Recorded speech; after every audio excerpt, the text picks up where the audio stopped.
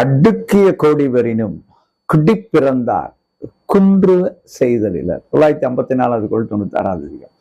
நீ எவ்வளவு கோடி கொடுத்தாலும் சரி, என்ன கொடுத்தாலும் சரி, அடுக்கிய கோடி அவனுக்கு கிடைச்சா கூட குடி பிறந்தான், நல்ல குடி, நல்ல பாரம்பரியத்தில் இல்லையா, அந்த வழி வந்த சான்றோர்கள்.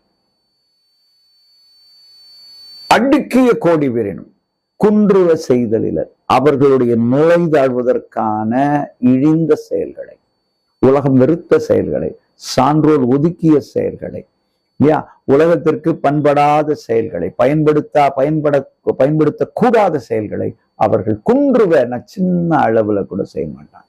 அப்ப என்ன அவங்க கிட்ட இருக்குன்னா அந்த உறுதிப்பாடு. ஏன்? அவர்கள் வந்த குலம், அந்த குடி என்பது, அதிலே இருக்கக்கூடிய அந்த கட்டமைப்பு. அவர்கள் ஒழுக்கமாக இருப்பார்கள்.